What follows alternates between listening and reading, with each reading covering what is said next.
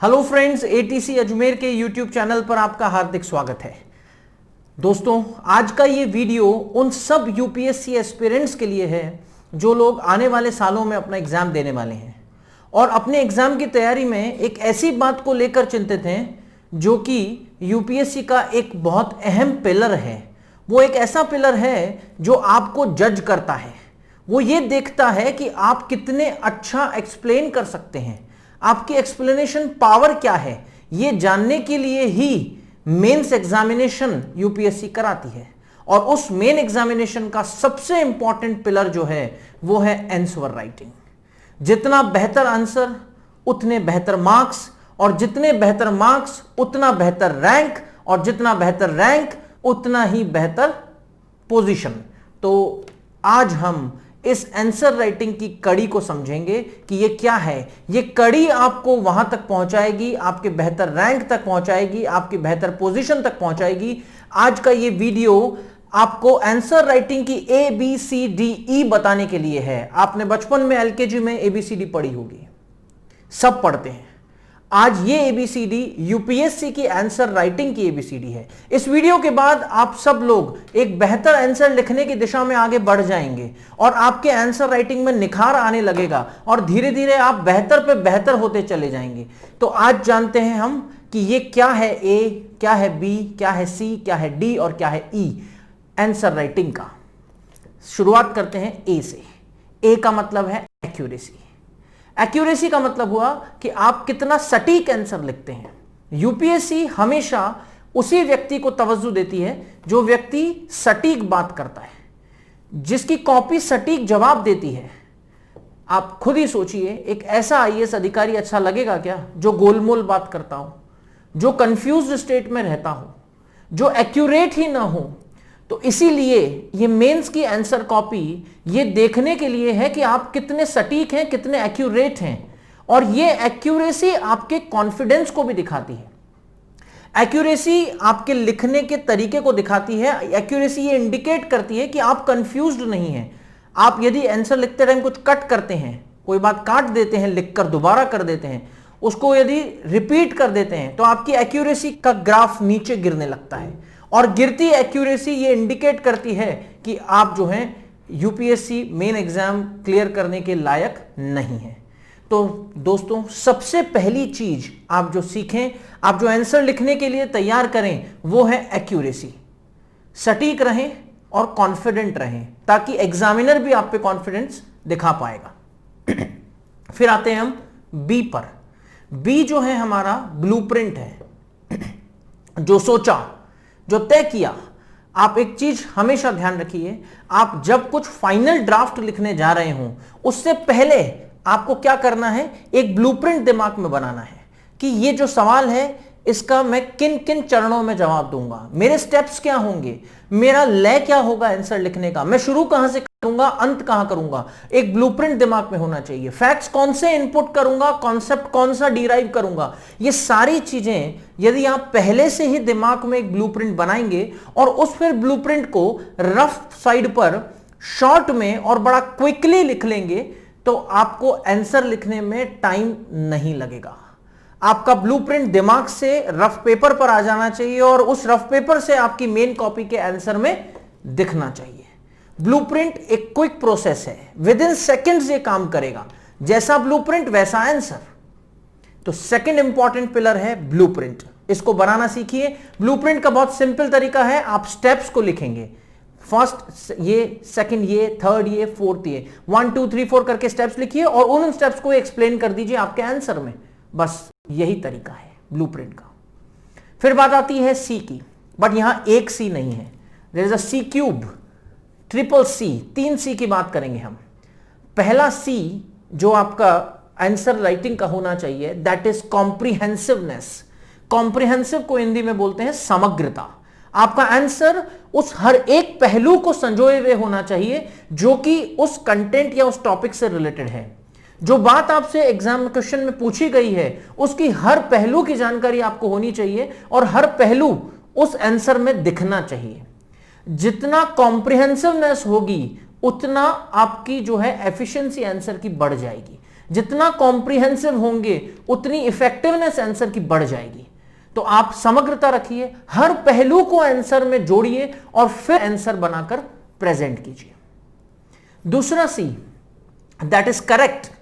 आपको जो लिखना है वो करेक्ट लिखना है, मतलब आप कोई गलत फैक्ट कभी भी अपने आंसर में इनपुट मत कीजिए।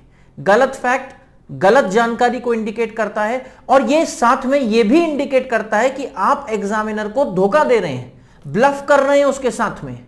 तो कभी भी रॉन्ग फैक्ट ऐड मत कीजिए। Always write a correct fact और a correct information in your answer. Third C is connecting और कंटिन्यूअस, ऐसा भी बोल सकते हो। कनेक्टिंग होना चाहिए। कनेक्टिंग का मतलब होता है आप एक के बाद एक जोड़कर लिख रहे हैं, आप कनेक्ट कर रहे हैं अपने आंसर को। कभी भी आप कोई आर्टिकल अखबार में पढ़िए, चाहे वो हिंदी का हो चाहे इंग्लिश का हो, आप जो आर्टिकल पढ़ेंगे उसमें एक चीज आप देखेंगे कि हर व्यक्ति जो लिखता है उसकी पहली बात अगली बात से जुड़ी हुई, अगली बात उसकी अगली बात से जुड़ी हुई, और ऐसे कनेक्शन बनाकर वो आगे बढ़ता है। कभी भी बिना सिर पैर के आंसर नहीं लिखें। आप शुरू करें, 2 लाइन कुछ बात लिख दी, फिर 2 कुछ और लिख दिया, फिर 2 कुछ और लिख दिया, फिर पहली बात को वापस उठाकर ले आए। ये नहीं होना चाहिए। आपका आंसर कंटिन्यूअस होना चाहिए, बात बात से जुड़ी भी होनी चाहिए। पढ़ने वाले को भी आनंद आएगा। जब वो आनंद में रहेगा तो आपके मार्क्स भी अच्छे आएंगे और फिर आपकी जिंदगी में तो आनंद हो ही जाएगा। तो इतना बेहतर लिखना है तो कंटिन्यूटी और कनेक्शन बनाना सीखिए, और कनेक्शन कैसे बनता है उसके लिए आपको प्रैक्टिस करनी पड़ेगी। फिर बात आती है, ये थे हमारे 3C, फिर बात आती है D की। D यहां पर जो है वो 2D है। मैं 2D की बात करूंगा, डिमांड एंड डायमेंशन। जैसा डिमांड वैसा ही डायमेंशन होना चाहिए। जो डिमांड ही नहीं है उसके अगेंस्ट डायमेंशन होगा तो आंसर बिखर जाएगा, गलत दिशा में आप चले जाएंगे। मैं आपको एक एग्जांपल देता हूं। सवाल की डिमांड क्या है वो कैसे समझना है। सपोज एग्जामिनर आपसे पूछता है, right about the democracy in India which is beyond the democracy given by Lincoln. How democracy in India is beyond the idea of Lincoln. एक ही बात है। ऐसा सवाल यदि एग्जाम में आता है आपसे और इस तरह से पूछता है तो आपको एक बात ध्यान रखनी है, आपको यहां पर लिंकन की डेमोक्रेसी को पूरा एक्सप्लेन करने नहीं बैठ जाना है। एग्जामिनर ये मानकर ही चल रहा है कि आपको डेमोक्रेसी लिंकन ने क्या बोला था, अब्राहम लिंकन ने क्या कॉन्सेप्ट एक्सप्लेन करा है वो पता है। वो आपसे ये उम्मीद नहीं करता कि अब आप जाकर उसको लिंकन का पूरा एक्सप्लेन करोगे फिर उसके बाद आप इंडिया में करोगे तो आपके पास वर्ड लिमिट ही खत्म हो जाएगी। आपके पास वर्ड लिमिट है 150 वर्ड का, 250 वर्ड का। जीएस के अंदर तो यही होता है। अगर आप ऑप्शनल सब्जेक्ट में जाते हैं तो वहां थोड़ा सा ओपन मिलता है, बट 400 to 500 वर्ड से ज्यादा आप नहीं लिख सकते क्योंकि टाइम का भी कांस्टेंट है। तो आपके आंसर में आपको क्वेश्चन की डिमांड को समझना आना चाहिए। क्वेश्चन आपसे डिमांड करता है, जैसे इस क्वेश्चन में हुआ कि how Indian democracy is beyond the idea of Lincoln, तो इसका मतलब है कि लिंकन का आइडिया जो of the people, for the people, by the people था, उससे आगे निकलकर हमको इंडिया में इससे ज्यादा और क्या हमने डेमोक्रेसी में इनकॉर्पोरेट करा है वो बात जो है समझनी है। आपको यह समझना है कि डेमोक्रेसी जो है वो इंडिया में केवल of the people, for the people, by the people नहीं, उसके साथ साथ जस्टिस भी जाता है, उसके साथ साथ लिबर्टी भी जाती है, उसके साथ साथ डिग्निटी भी जाती है। यदि इंडिया में केवल लिंकन का डेमोक्रेसी एक्सप्लेन करेंगे तो और इनको इग्नोर कर देंगे तो इंडिया में डेमोक्रेसी माना ही नहीं जाएगा। Indian democracy is embedded with justice, liberty, dignity, fraternity, such ideas. तो आपको अपने आंसर में इनको इनकॉर्पोरेट करना है और आपका आंसर इस लाइन पर चलना चाहिए। यदि आप ये समझ गए कि डिमांड क्या है तो आपका डायमेंशन अपने आप ठीक हो जाएगा। आप अपने घर से दिल्ली जाने के लिए निकलते हैं और रोड यदि चेन्नई का पकड़ लेंगे तो गलत दिशा में ही चले जाएंगे ना। तो आपको दिल्ली रोड पकड़ना है तो दिल्ली की तरफ जाना पड़ेगा। आपको डिमांड समझनी है कि जाना कहां है, दिल्ली, तब जाकर डायमेंशन ठीक होगा रोड का। यहां पर भी यही होता है। यदि आपको डिमांड पता है कि सवाल क्या पूछता है तो ही आपका डायमेंशन आंसर का ठीक होगा, अदरवाइज हम गड़बड़ कर सकते हैं। डिमांड का एक और पहलू है वर्ड लिमिट। आप जीएस के अंदर पेपर देंगे तो वहां पर 150 वर्ड एंड 250 वर्ड ऐसा ही होता है। आपको उस डिमांड को एडहर करना है। उन्होंने बोला है कि 250 से ज्यादा नहीं तो मतलब नहीं, उन्होंने बोला है 150 से ज्यादा नहीं तो मतलब नहीं। वो अप मैक्सिमम लिमिट है। They have given in the paper कि आपको वर्ड लिमिट को एडहेयर करना है, should not be more than 150 और नॉट मोर देन 250, ऐसा यूपीएससी लिख कर देता है। आप उसको मानकर चलिए, आपके मार्क्स अच्छे आएंगे। आप इस डिमांड को भी समझिए। फिर उसके बाद बात आती है ई की। ई है effective time management. Effective time management एक ऐसी बात है जो यूपीएससी एस्पिरेंट के लिए बहुत जरूरी है, क्योंकि मेन एग्जाम में 3 घंटे का टाइम, जीएस में क्वेश्चन 20, एक क्वेश्चन 10 क्वेश्चन 150 वर्ड के, 10 क्वेश्चन 250 वर्ड के, तो टोटल यदि हम टोटल करें तो 4000 वर्ड्स आपको 3 आवर्स में लिखने हैं, जो कि ह्यूमनली पॉसिबल नहीं है। एक बहुत बड़ा एरिया है 4000 वर्ड लिखना।